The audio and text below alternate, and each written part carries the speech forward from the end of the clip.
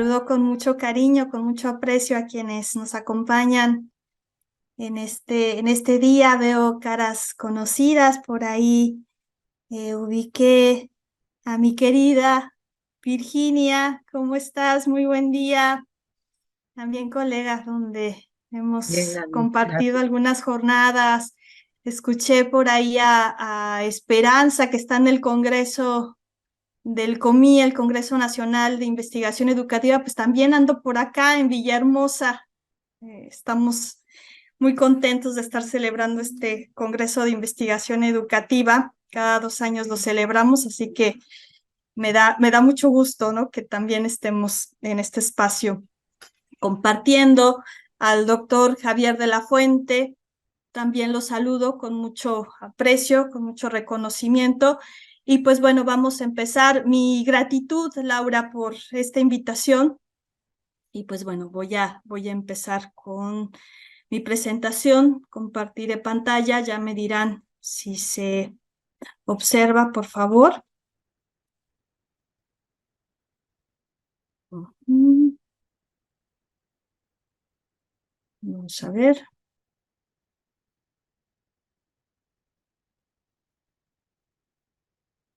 ¿Se ve? Sí, ya lo vemos, solo falta abrir en modo presentación. Ahí está. Listo, Listo, ¿verdad? gracias. Bueno, em, ya adelantaba la doctora Costa el título de esta presentación: enseñar y aprender, trazos para la educación superior del futuro desde el presente. Eh, pues antes de iniciar, me gustaría comenzar con esta cita que me parece muy relevante para encuadrar en las diapositivas que voy a compartir con ustedes, tratando de enfatizar la importancia de conceptualizar a la educación como un derecho. Creo que este es el punto de arranque, el punto de origen, a partir del cual pues quisiera compartir con ustedes pues parte de las notas y de las reflexiones que voy a ir trazando a lo largo de este tiempo. Y para ello, pues recuperando esta cita de Naomar Almeida, que refiere lo siguiente: expreso, la educación es un derecho humano fundamental, porque es la matriz de todos los derechos que pueden promover la equidad en las sociedades modernas. La educación superior, que es donde nos situamos sin duda en esta jornada de trabajo, si se ejerce con plenitud, es una condición que le permite al ser humano participar en las interacciones sociales y políticas a través de una ciudadanía global cognitiva.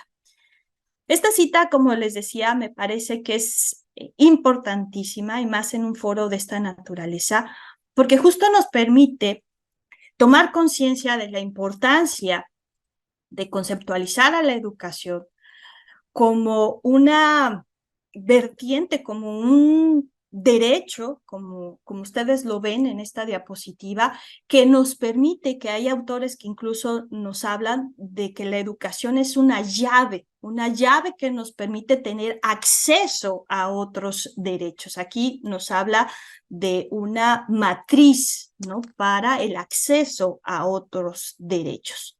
Y además de ello, en el caso de la educación superior, se enfatiza que es una condición que le permite al ser humano participar en interacciones sociales y, de manera enfática, participar en una ciudadanía global cognitiva, ¿no? Y creo que es aquí donde radica parte de la importancia de discutir, de dialogar y de trabajar en torno a la educación superior, porque es ahí donde radica el potencial de formar a ciudadanos con una visión global y que aporten desde el conocimiento y desde su propio quehacer como profesionales. En la presentación del día de hoy voy a trabajar los siguientes puntos. Esta es mi hoja de ruta. En primer lugar, voy a hablar sobre el impasse y la disrupción, educación y COVID-19. Y fíjense que esto hoy cobra mucho sentido. Hoy salen los resultados sobre PISA. PISA, bueno, ustedes saben, es una prueba que se aplica a través de la OCDE, es una prueba que se aplica a jóvenes de 15 años, que si bien nosotros estamos trabajando en esta jornada de trabajo en torno a la educación superior, creo que nos viene muy bien reflexionar sobre estos resultados de PISA eh, para ver su alcance en el caso de educación superior, porque estoy segura que también para educación superior hay investigaciones muy importantes que nos hablan de estos asuntos que han mermado también a este nivel educativo, como es en el caso de la educación para nuestros jóvenes en esta edad de 15 años y lo que se reporta en estos resultados de PISA, ¿no?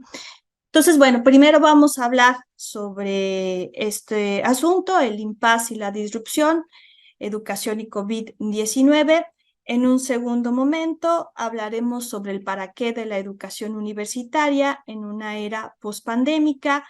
En un tercer momento hablaremos de formación de profesionales del futuro en el presente.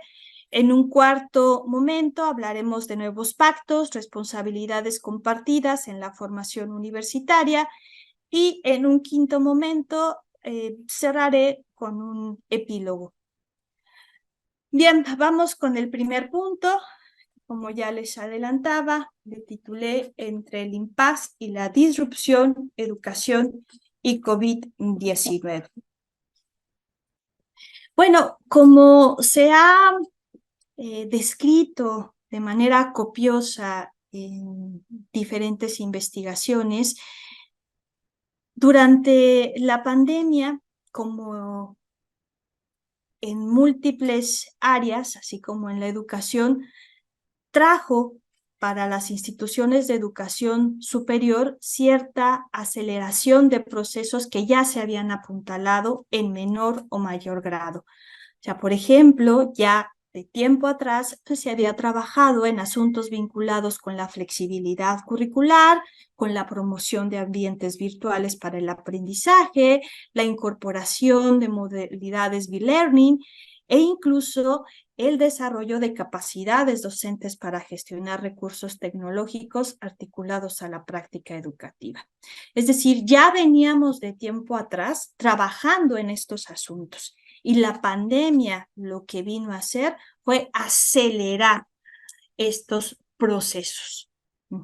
Algunos lo lograron de manera exitosa, ¿no? Hacer este salto para cubrir estos asuntos y atender a el estudiantado, y otros tal vez con mayor dificultad lograron hacer frente a la educación en estos tiempos de pandemia, pero sin duda la situación calamitosa vino a acelerar, insisto, este tipo de procesos que las instituciones de educación superior ya veníamos trabajando. Así que si hacemos un balance de lo que sucedió a grandes rasgos en este periodo calamitoso, podemos encontrar a grandes rasgos como dos grandes asuntos. Por un lado, podemos ubicar problemáticas, ¿no? Que se acentuaron, ¿no? Y que ya también la educación superior y la educación en general tenía como problemas muy lacerantes, como son los asuntos de la inequidad, asuntos de desafiliación educativa, desigualdades en el acceso a la tecnología, pérdidas en la calidad educativa, incertidumbre, incluso también en cuanto a la propia educación, en cuanto al futuro, en cuanto al sentido de la educación y el valor de la misma para el futuro de los estudiantes y su inserción, en su caso, al campo laboral. Problemas sin duda también vinculados al abandono escolar. Sí, se acentuaron estas problemáticas, pero de manera también paralela y hasta cierto punto paradójico, se fueron desarrollando otro tipo de procesos que viene muy bien recuperarlos para hacer replanteamientos de fondo sobre la educación. Es decir, se desataron también procesos de creatividad, de pensamiento crítico en torno a la educación, de inventiva, de libertad, ¿no? Creo que momentos importantes, ¿no? Como colectivos educativos, como colectivos docentes, que nos dimos a la tarea, ¿no? De pensar alternativas luminosas para replantear lo que hacíamos como educadores.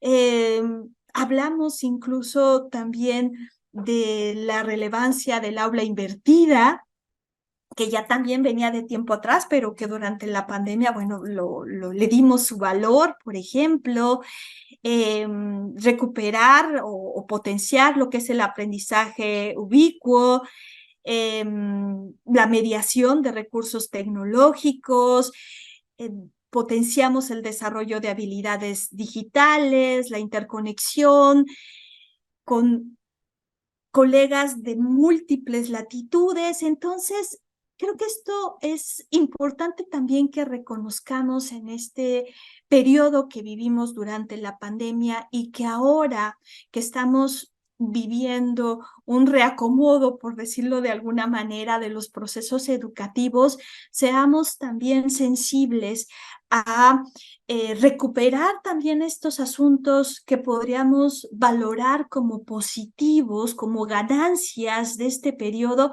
para repensar el sentido, el por qué, el para qué y el hacia dónde de la educación superior, haciendo este balance de lo que pudimos haber ganado, insisto, de la propia pandemia en cuanto a procesos de innovación y de creatividad.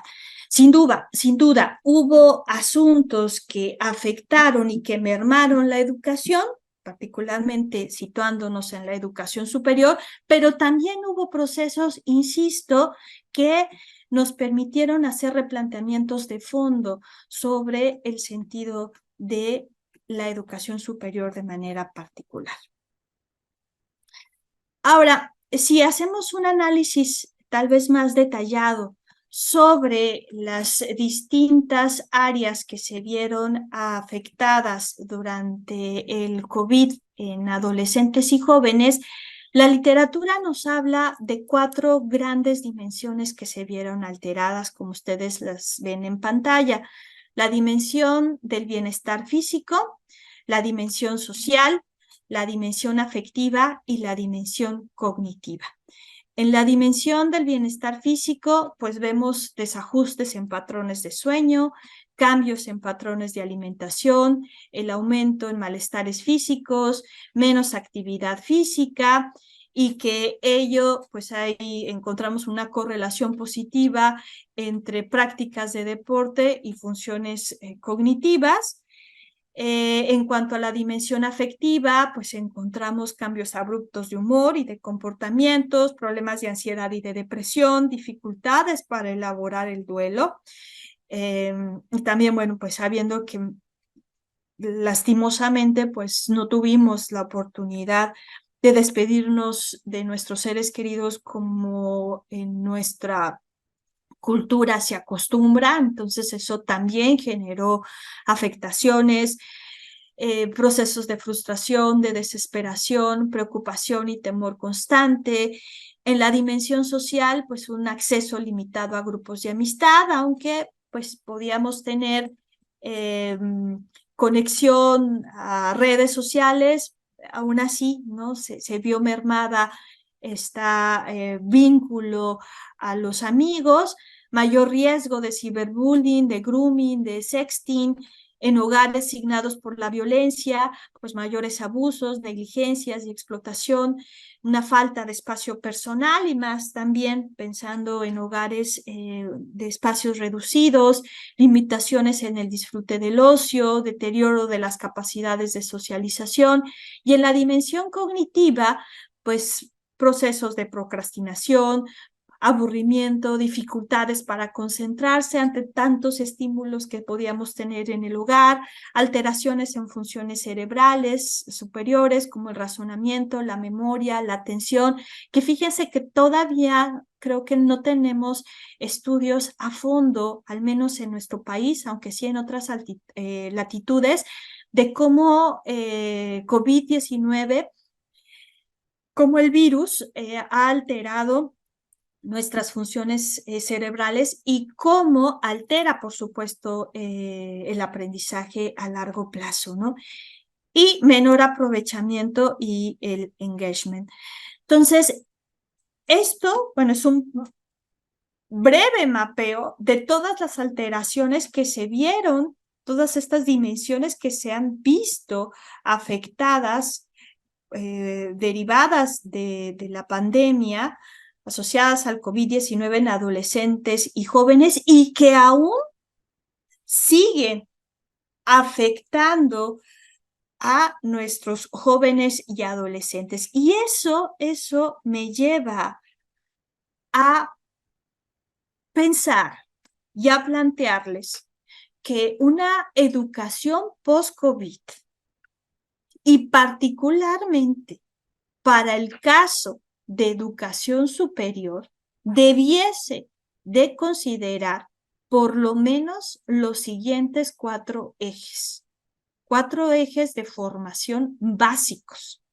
El primer eje debiese considerar la promoción de hábitos saludables.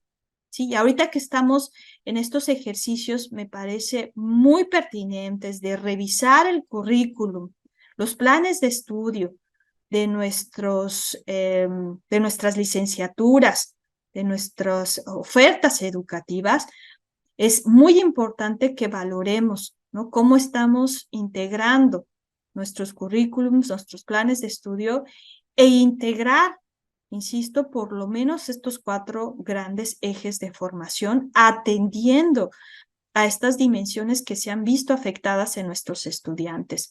Hacer caso omiso de estas afectaciones puede traer graves consecuencias. Y lo digo como profesora que lo veo cotidianamente con mis estudiantes, ¿no? Y lo digo también como investigadora porque sigue teniendo resonancia en lo que vemos cotidianamente en nuestras aulas.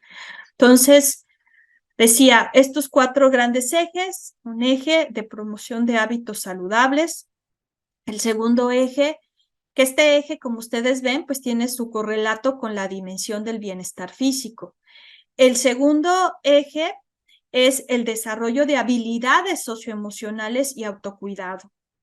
Este eje tiene su correlato en la dimensión afectiva que se vio afectada.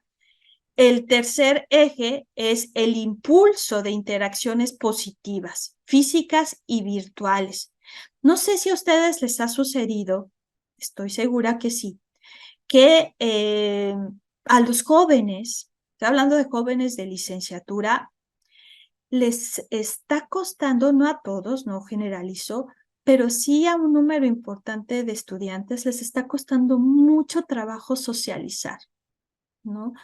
Intercambiar con sus compañeros en clase. Si hay cierta dificultad para intercambiar, para dialogar, para mirarse a los ojos.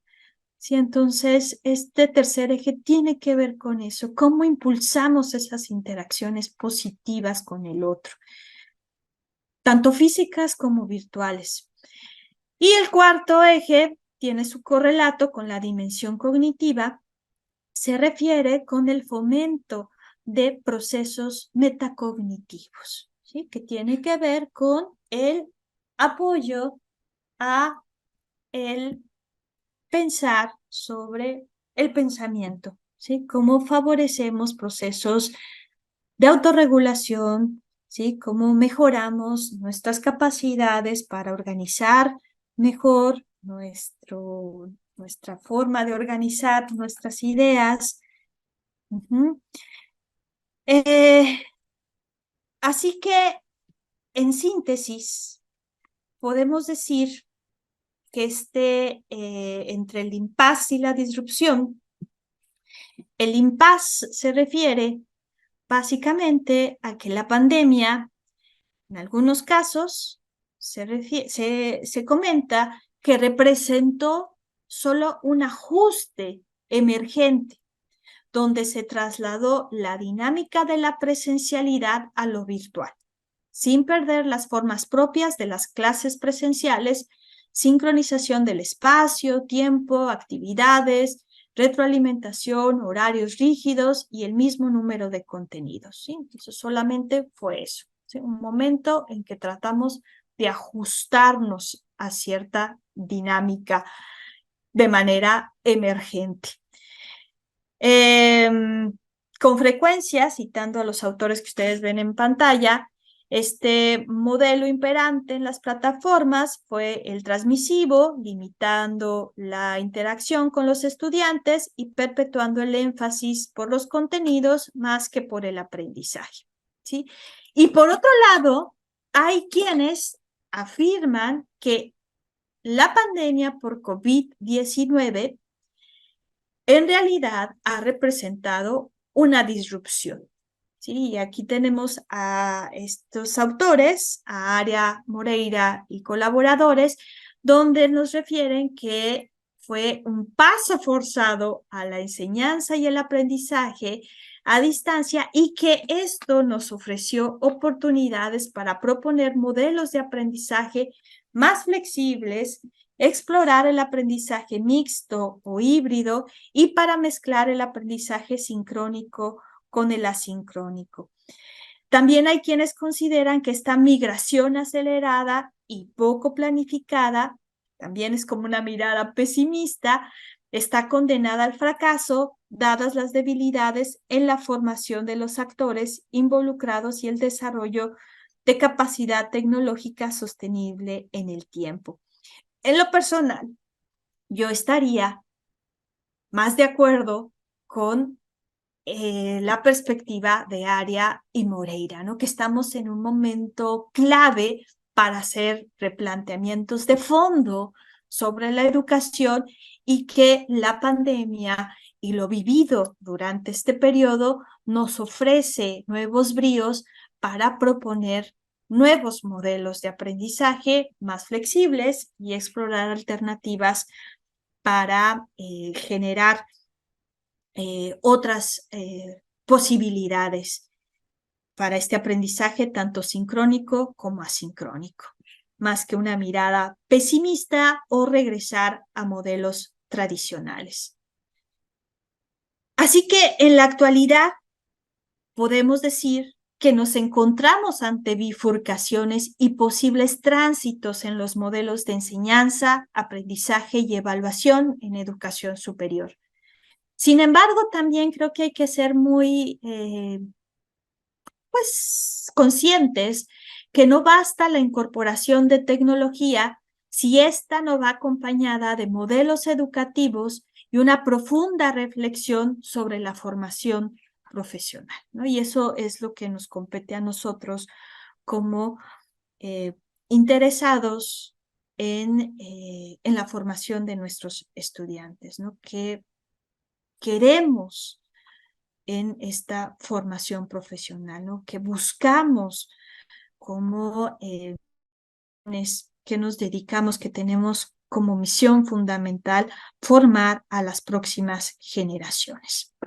Vamos con el segundo punto, que como ya les adelantaba, tiene que ver con el para qué de la educación universitaria en una era pospandémica. Al respecto, déjenme compartirles, hay un material muy interesante que les comparto, vale mucho la pena que lo revisen. documento de la UNESCO en colaboración con el ICEALC, titulado Caminos hacia 2050 y más allá, resultados de una consulta pública sobre los futuros de la educación superior.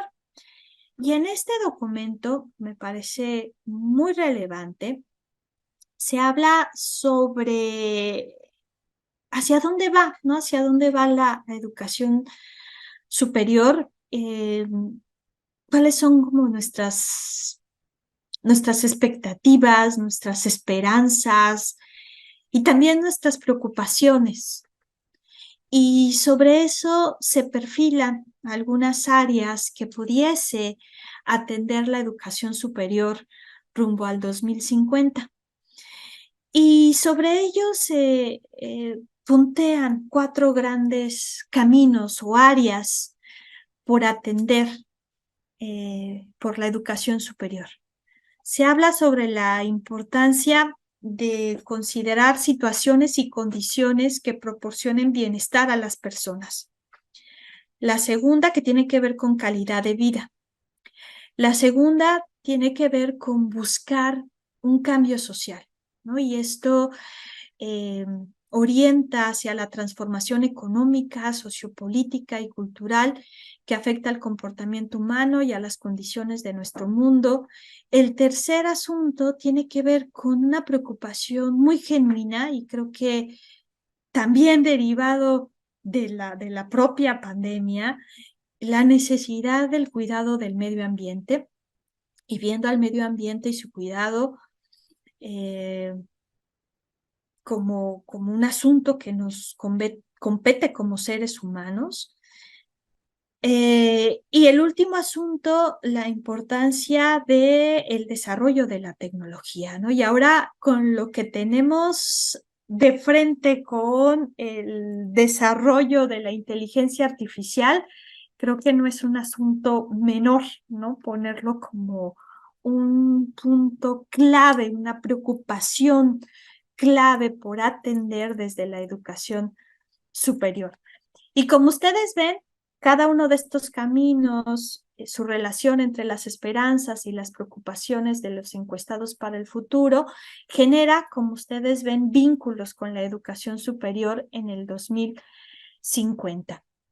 No quisiera detenerme mucho en ello, solo decirles que en este trazado hay áreas que me parece muy importantes y que independientemente de la disciplina que se cultive en cada una de las facultades, en cada una de las escuelas, para la educación superior se convierten en asuntos clave que deberíamos de tomar en cuenta para considerarlos en nuestra formación de nuestros profesionales. Continúo.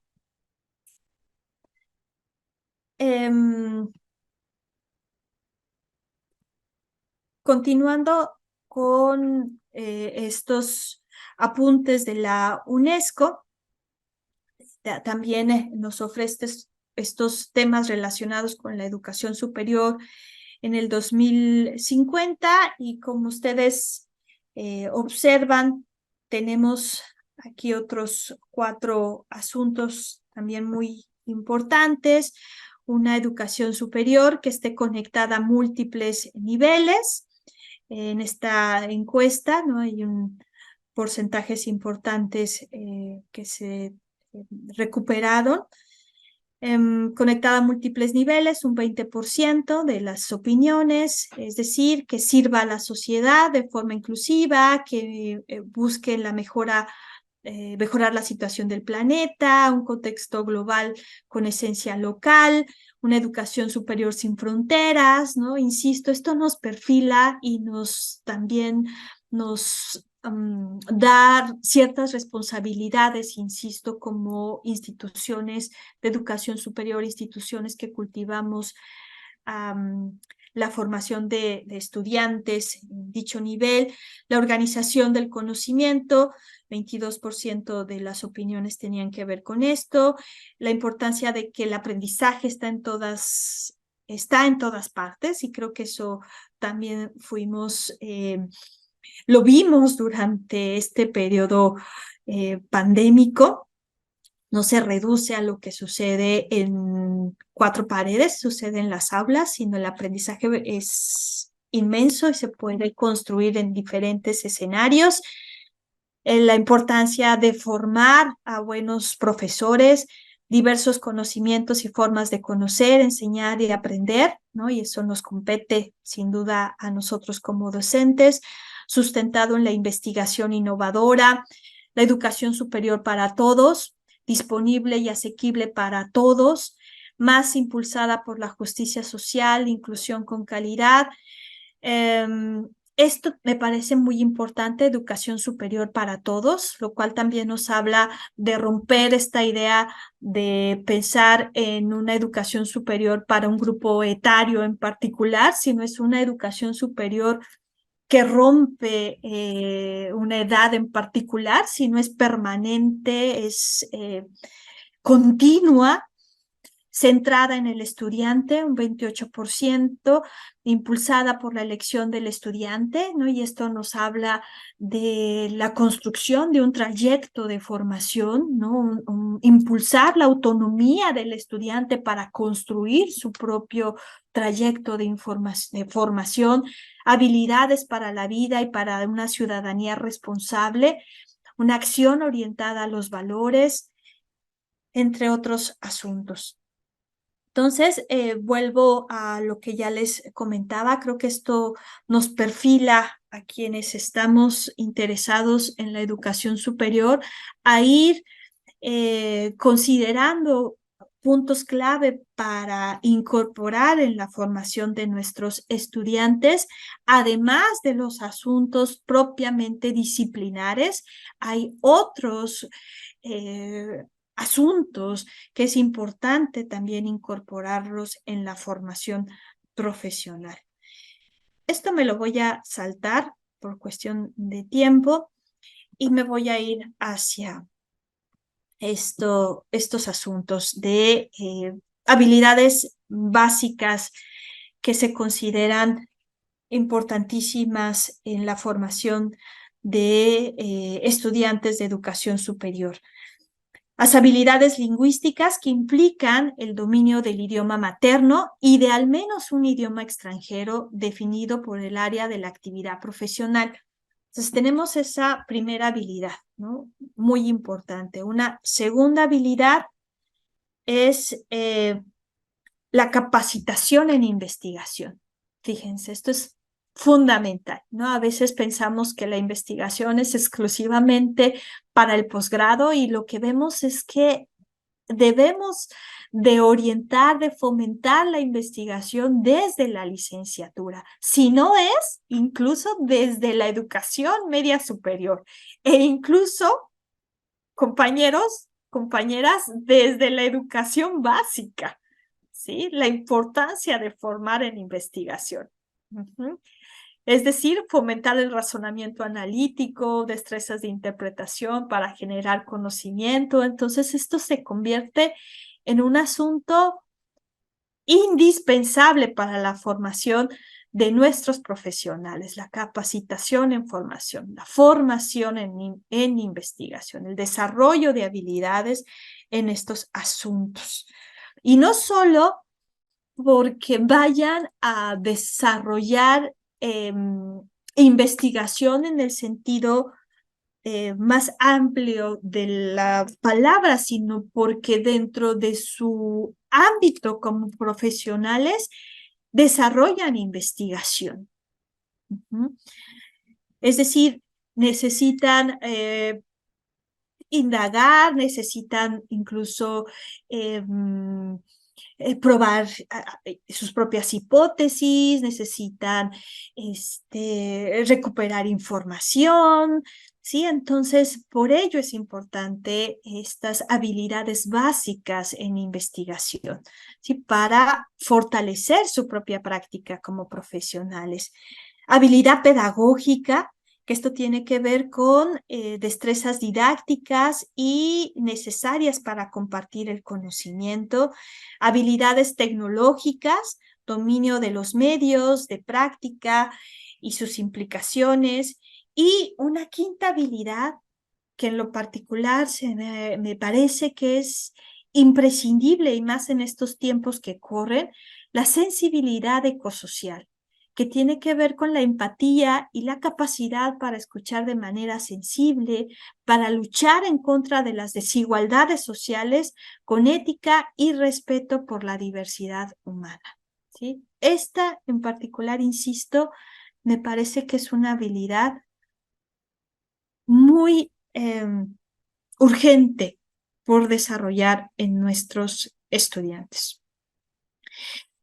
Sobre esta última, a su vez, bueno, se desglosa en estos 5 componentes: la conciencia planetaria, la responsabilidad sistémica, la apertura al cambio, el pensamiento transepistémico y la solidaridad y empatía. Vamos con el tercer punto: formación de profesionales del futuro en el presente. Y sobre ello, bueno, solo tener en cuenta esta taxonomía, que aunque tiene su tiempo, una taxonomía de Fink, me parece que viene muy bien, ¿no? Para situar la importancia de la formación de profesionales, considerando la relevancia de anidar distintos saberes en una especie de espiral, ¿no? Un aprendizaje en espiral que, como ustedes ven, pues tiene distintos componentes, ¿no?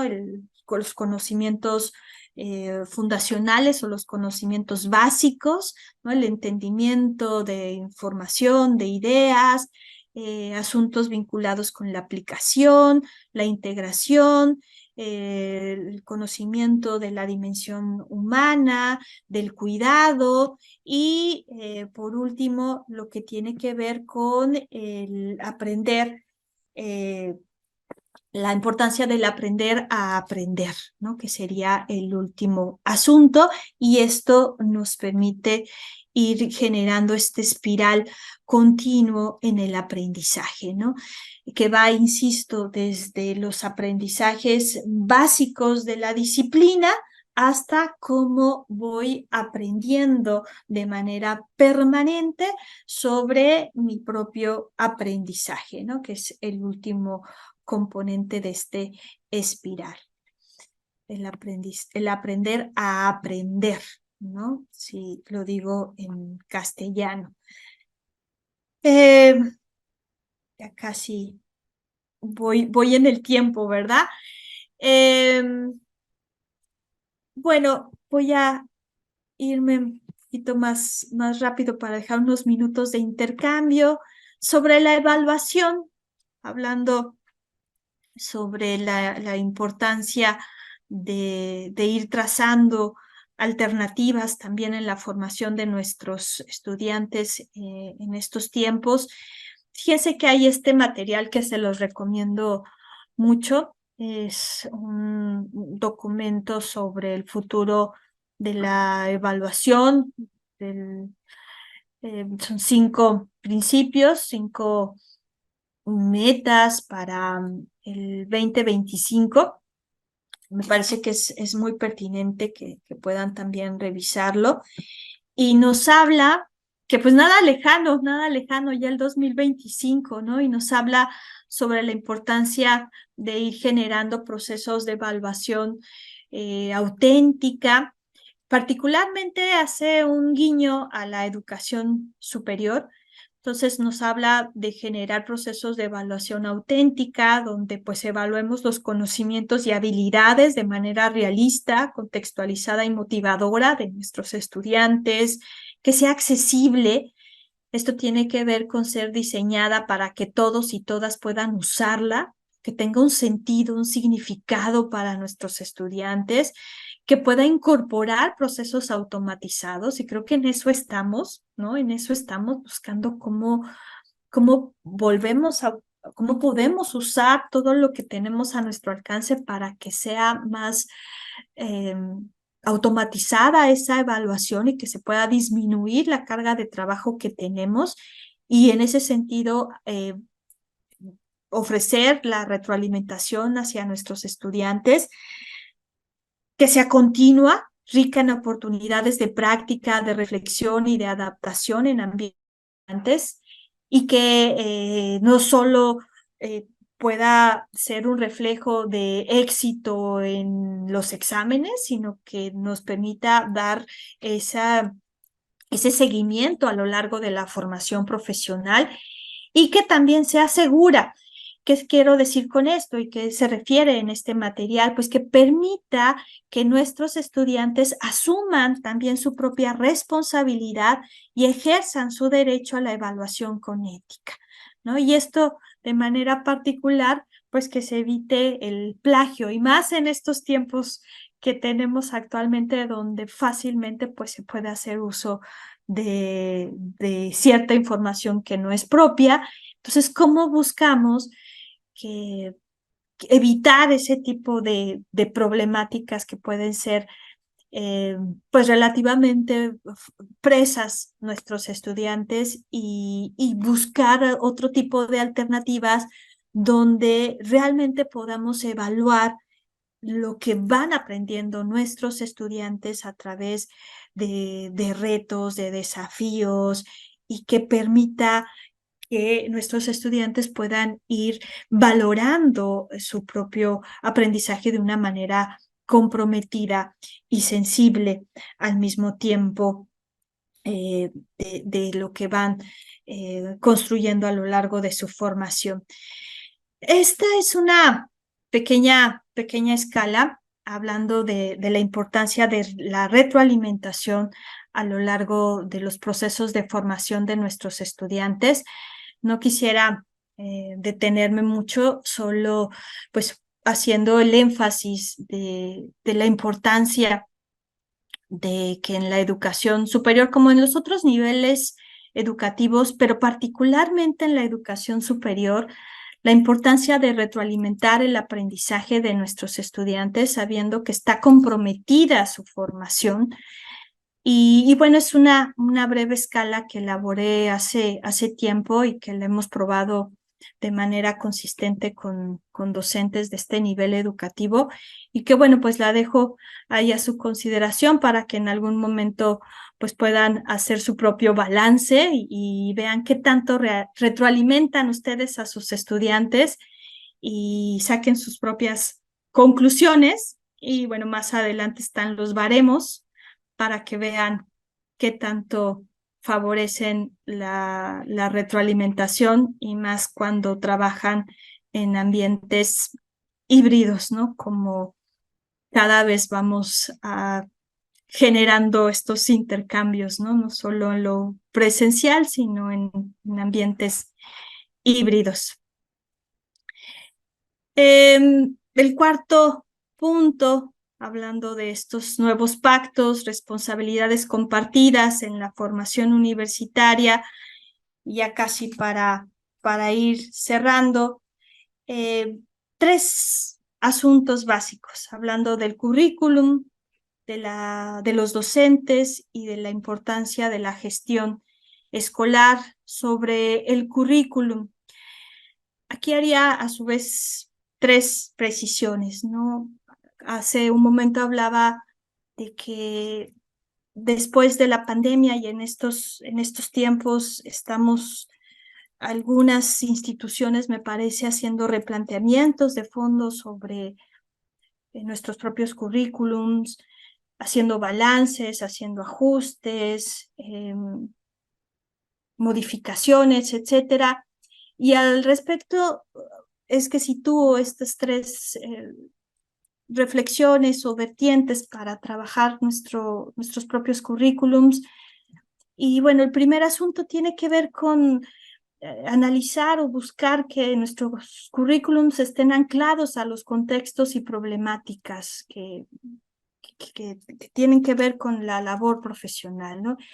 Y esto a su vez pues nos lleva a generar aprendizajes situados, ¿no? Buscar que lo que trabajemos con nuestros estudiantes favorezcan esos aprendizajes, ¿no? Que estén vinculados con lo que van a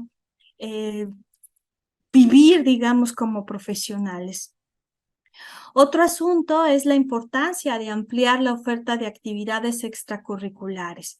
Y ahí es muy importante darle la voz a nuestros estudiantes como jóvenes protagonistas. Entonces, creo que es ahora en este momento donde tenemos que hacer partícipes a nuestros estudiantes para que también ellos puedan enriquecer ese currículum. Y entonces, creo que esa es una beta muy importante para darle mayor vitalidad a ese currículum a través de las propias propuestas de nuestros estudiantes. Y por otro lado, también es una maravillosa oportunidad estos replanteamientos, este análisis que podamos hacer de nuestros currículums, consolidar aprendizajes que se vieron mermados durante la pandemia. Entonces, esa es otra beta muy importante por analizar en estos momentos pospandémicos. En cuanto a los docentes, creo que tenemos muchas cosas por trabajar. Aquí, bueno, visualizo 6 grandes aspectos. Uno de ellos tiene que ver con mostrar altas expectativas hacia nuestros estudiantes. Insisto, vienen de un periodo complicado, también nosotros, sin duda, también nosotros venimos de un periodo difícil, pero creo que es muy importante siempre mantener esas altas expectativas hacia nuestros estudiantes. Eh, Buscar intervenciones educativas colaborativas, ¿no? Buscar este trabajo de codocencia, generar espacios de reflexión, acción, junto con otros colegas, junto con otros docentes. Ahí las academias, el trabajo con otros docentes de distintas asignaturas, de diferentes departamentos viene muy bien. El fomento de la evaluación formativa también cobra mucho sentido. La comunicación y diálogo constante con docentes, con autoridades, cobra mucho sentido en estos tiempos, diversificar la práctica docente con una mirada inclusiva. Y en cuanto a la gestión escolar, importantísimo fortalecer los programas de tutoría y asesoramiento con la idea de buscar nivelar y acelerar aprendizajes, buscar acciones coordinadas en pro del aprendizaje y finalmente buscar una reflexión colegiada sobre problemáticas que aquejan a la comunidad y buscar en ese sentido rutas de trabajo compartidas. Y bueno, pues ya a manera de epílogo, algunas posibles rutas, ya venía anticipándome a esta que ustedes ven. Incorporar a las y los estudiantes como agentes activos en el planteamiento de opciones educativas. Creo que esto es un principio fundamental en estos momentos, ¿no? Y en el diseño de proyectos, en el uso de tecnologías, y esto además también nos va a permitir construir una visión comunitaria de la formación y de la propia universidad. Otra posible ruta es concebir a la educación como un espacio de encuentro, de diálogo y también de contención. Y ello implica generar ambientes afectivos y seguros. Esto es fundamental también, sin duda, ¿no? Teniendo en cuenta que muchos de nuestros estudiantes no la pasaron bien durante la pandemia. Y ahora necesitamos generar esos ambientes, ¿no? Que puedan ser buenos para ellos, afectivos, esa es la palabra, ¿no? Que puedan ser calurosos para ellos, ¿no? Seguros. Es urgente la articulación entre la cultura escolar y las culturas juveniles. La educación universitaria y su responsabilidad social, esto tiene que ver con que nuestros jóvenes desde media superior, en el caso de nuestra universidad, teniendo en cuenta que nos corresponde el bachillerato universitario hasta el posgrado, nuestros jóvenes están ávidos por aportar al bien común, ¿no? Entonces, ahí tenemos también un capital importantísimo, ¿no? Por trabajar y por incorporar de una manera muy importante y con ello apuntalar a la responsabilidad social de nuestra propia universidad de la mano con nuestros jóvenes. Y bueno, finalmente es importante tomar conciencia de que es importante generar rupturas con los ritmos y espacios tradicionales. Y esto es importante también porque eso va a implicar sostener trayectorias escolares de una manera diferente, ¿sí? A lo que tradicionalmente hemos hecho en otros tiempos. Y bueno, con ello termino. Muchas gracias.